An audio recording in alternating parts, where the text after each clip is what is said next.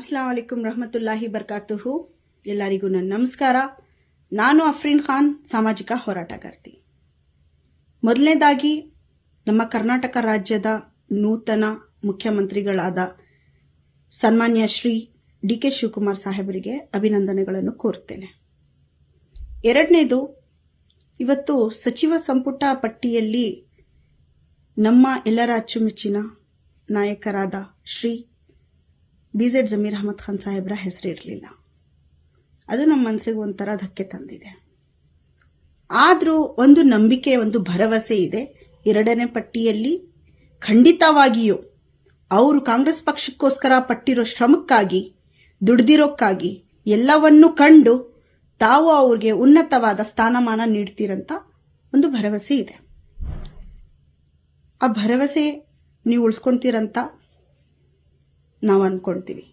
ಆದರೆ ಮಾಧ್ಯಮಗಳಲ್ಲಿ ಆಗಲಿ, ಬೇರೆ ಕಿಡಿಗೇಡಿಗಳಾಗಲಿ, ಒಂದು ಸಾಮಾಜಿಕ ಜಾಲತಾಣದಲ್ಲಿ ಯಾವ ಥರ ಇದು ಗಲಭೆ ಸೃಷ್ಟಿ ಮಾಡ್ತಾ ಇದ್ದಾರೆ ಅಂತ ಹೇಳಿದ್ರೆ, ಎಲ್ಲೋ ಒಂದು ಕಡೆ ಅವರು ಸಿದ್ದರಾಮಯ್ಯ ಅವರ ಪರವಾಗಿದ್ದಕ್ಕೆ, ಅವರ ಆತ್ಮೀಯರಾಗಿದ್ದಕ್ಕೆ ಅವ್ರಿಗೆ ಕಡೆಗಣಿಸ್ತಾ ಇದ್ದೀರಾ ಅಂತ ಒಂದು ಕಡೆ ಈ ಸುದ್ದಿ ಹರಡ್ತಾ ಇದ್ರೆ, ಇನ್ನೊಂದು ಕಡೆ ಇತ್ತೀಚೆಗೆ ಸಾಮಾಜಿಕ ಜಾಲತಾಣದಲ್ಲಿ ಹರಡಿರುವ ಅದು ಯಾವ ಥರ ಒಂದು ಕೆಟ್ಟ ಉದ್ದೇಶವನ್ನು ಇಟ್ಕೊಂಡು ಒಂದು ಇದು ಸೃಷ್ಟಿ ಮಾಡಿದ್ರೋ ಆ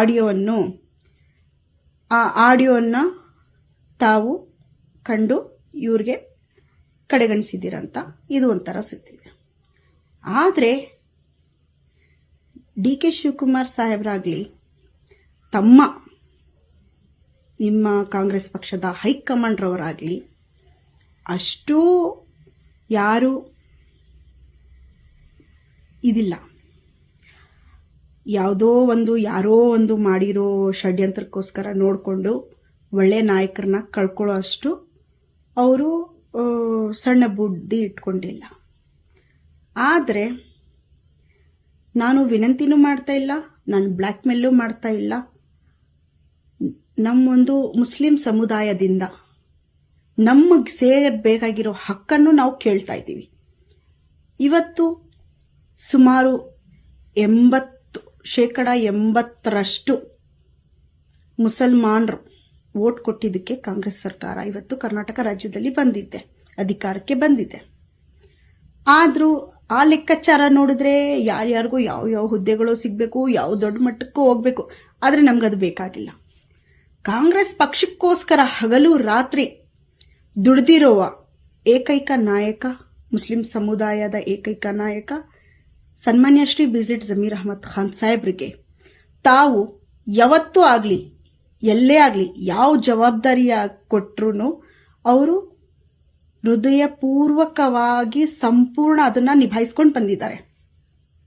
ಎಲ್ಲೇ ಆಗಲಿ, ಯಾವುದೇ ಅಭ್ಯರ್ಥಿ ಪರವಾಗ್ಲಿ ಅವ್ರಿಗೆ ಪ್ರಚಾರ ಮಾಡಕ್ಕೆ ಕಳಿಸಿದೆ, ಆ ಅಭ್ಯರ್ಥಿ ಸೋಲನ್ನು ಒಪ್ಪಿಲ್ಲ, ಸೋಲು ಹೊಂದಿಲ್ಲ, ಅವರು ಗೆದ್ದೆ ಬಂದಿದ್ದಾರೆ.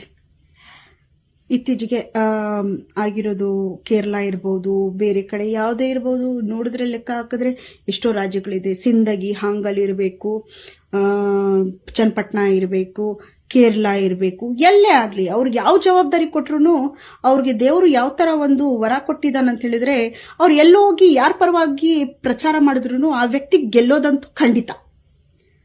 ಅಂಥ ವ್ಯಕ್ತಿಗೆ ಇವತ್ತು ನೀವು ಅನ್ಯಾಯ ಮಾಡಿರೋದು ಬಹಳ ದುಃಖವನ್ನು ಉಂಟ ಮಾಡಿದೆ. ಆದ್ರೂ ಮನ್ಸಿಗೊಂದು ಸಮಾಧಾನ ಏನಂತ ಹೇಳಿದ್ರೆ, ಇವತ್ತು ಏನೋ ಒಂದು ಇಷ್ಟು ಹಿರಿಯರಿಗೋಸ್ಕರ ಸಚಿವ ಸ್ಥಾನವನ್ನು ಕೊಟ್ಟಿದ್ದೀರಾ. ನೆಕ್ಸ್ಟ್ ಏನು ಎರಡನೇ ಪಟ್ಟಿ ಇದೆಯೋ ಅದರಲ್ಲಿ ಅವ್ರಿಗೆ ಸ್ಥಾನಮಾನ ಕೊಡ್ತೀರಾ ಅಂತ ನಂಬಿಕೆ ಇದೆ. ಆದರೆ ಇದೇ ಥರ ನಿಮ್ಮನ್ನ ಜನ ನಂಬಿ ಗೆಲ್ಲಿಸ್ಬೇಕಂತ ಹೇಳಿದ್ರೆ ತಾವು ಆ ನಾಯಕನ ಹುದ್ದೆನ ಕಳ್ಕೊಳ್ಬಾರ್ದು. ಆ ನಾಯಕನನ್ನು ಕಳ್ಕೊಳ್ಬಾರ್ದು ಅಂತ ಹೇಳಿದ್ರೆ ಅವ್ರಿಗೆ ಆ ಸ್ಥಾನಮಾನವನ್ನು ನೀಡಬೇಕು.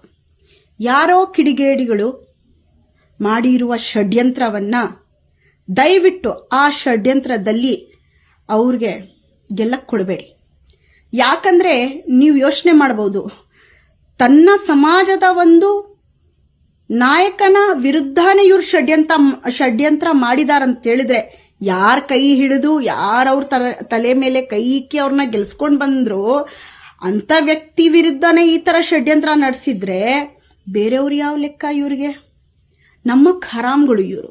ಇಂಥ ನಮ್ಮಕ್ ಹರಾಮ್ಗಳು ಎಲ್ಲಿದ್ರು ನಮ್ಮಕ್ ಹರಾಮಿ ಮಾಡೇ ಮಾಡ್ತಾರೆ. ಅದಕ್ಕೆ ಇವ್ರಿಗೆ ಸಿರ್ಪಕಡು ಹೇಳ್ಬೇಕೋ, ಮೀರ್ ಸಾದಿಕ್ ಹೇಳ್ಬೇಕೋ, ನಮ್ಮಕ್ ಹರಾಮ್ ಹೇಳ್ಬೇಕೋ, ಇನ್ನ ಇದಕ್ಕೂ ದೊಡ್ಡದು ಯಾವ್ದು ಕೊಡಕ್ಕಾಗುತ್ತೋ ಆ ಅವಾರ್ಡನ್ನ ಕೊಡ್ಬೇಕಂತ ಇದ್ದೀವಿ. ದಯವಿಟ್ಟು ಸನ್ಮಾನ್ಯ ಶ್ರೀ DK ಶಿವಕುಮಾರ್ ಸಾಹೇಬ್ರಲ್ಲಿ ಕೇಳ್ಕೊಳ್ಳೋದೇನಂತ ಹೇಳಿದ್ರೆ, ಇದೇನ್ ಷಡ್ಯಂತ್ರ ನಡೆಸ್ತಾ ಇದ್ದಾರೋ, ಹೊರಗಡೆ ಜನ ಏನು ಮಾತಾಡ್ತಾ ಇದ್ದಾರೋ, ನೀವು ಬಂದಿರೋ ಸರ್ಕಾರ ಹೊಸ ಸರ್ಕಾರದಲ್ಲಿ ಮುಸ್ಲಿಂ ನಾಯಕನಿಗೆ ಕಡೆಗಣಿಸ್ತಾ ಇದ್ದಾರಂತ, ಅದನ್ನ ದಯವಿಟ್ಟು ಸತ್ಯವನ್ನಾಗಕ್ ಕೊಡಬೇಡಿ. ತಮಗೂ ಗೊತ್ತಿದೆ ಜಮೀರ್ ಅಹ್ಮದ್ ಖಾನ್ ಅಂತ ನಾಯಕ ಅಂತ ತಮಗೂ ಗೊತ್ತಿದೆ. ಯಾವನೋ ಎಲ್ಲೋ ಏನೋ ಒಂದು ಮಾಡಿದ್ದಕ್ಕೆ ಯಾರಿಗೂ ಶಿಕ್ಷೆ ಸಿಗಬಾರ್ದು. ನಾಳೆ ದಿವಸ ಮುಂದೆ ಹೋಗಿ ಯಾವುದೋ ಇದಕ್ಕೆ ಏನೋ ಆಯ್ತು ಅನ್ಕೊಳ್ಬಾರ್ದು.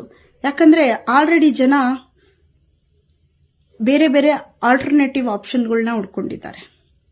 ಇವಾಗ ಅಂತ ಸಮಯದಲ್ಲಿ ಮುಸ್ಲಿಂ ಸಮುದಾಯದ ನಾಯಕನಿಗೆ ಅನ್ಯಾಯ ಆಗಿದೆ ಅಂತ ಹೇಳಿದ್ರೆ ಜನರು ಮನಸ್ಸು ಮಾಡಿದ್ರೆ ಯಾವ ನಿರ್ಧಾರವನ್ನು ತಗೊಳ್ಬಹುದು. ಇದನ್ನ ದಯವಿಟ್ಟು ಯಾವನೋ ಕಮಂಗಿ ನನಗೆ ಕಮೆಂಟ್ ಮಾಡಿದ್ದ, ಬ್ಲ್ಯಾಕ್ ಮೇಲ್ಗೆ ಎದುರು ಸರ್ಕಾರ ಅಲ್ಲ ಅಂತ. ಆದ್ರೆ ಜನರಿಂದಾನೇ ಸರ್ಕಾರ ಇರೋದು. ಜನರ ತಲೆ ಕೆಡ್ಸ್ಕೊಂಡ್ರೆ ಯಾವತ್ತೂ ಏನೂ ಆಗಕ್ಕೆ ಸಾಧ್ಯ ಇದೆ. ಅದಕ್ಕೋಸ್ಕರ ತಮ್ಮಲ್ಲಿ ಕೇಳ್ಕೊಳ್ಳೋದೇನಂತ ಹೇಳಿದ್ರೆ, ನಾಯಕನನ್ನ ಕಳ್ಕೊಂಡ್ಬೇಡಿ. ಆ ನಾಯಕನಿಗೆ ನಮ್ಮ ಸನ್ಮಾನ್ಯ ಶ್ರೀ BZ ಜಮೀರ್ ಅಹ್ಮದ್ ಖಾನ್ ಸಾಹೇಬರಿಗೆ ಉನ್ನತವಾದ ಸ್ಥಾನಮಾನವನ್ನು ನೀಡಿ, ಅವ್ರ ಗೌರವವನ್ನು ಕೊಟ್ಟು, ಅವರ ಹುದ್ದೆಯನ್ನು ಅವ್ರಿಗೆ ಕೊಟ್ಟು, ಅವ್ರಿಗೆ ಏನಿರೋದು ನ್ಯಾಯವನ್ನು ತೊಡಗಿಸಿ. ಅಷ್ಟೇ ನಾನು ಹೇಳೋದು ಇಷ್ಟಪಡ್ತೀನಿ.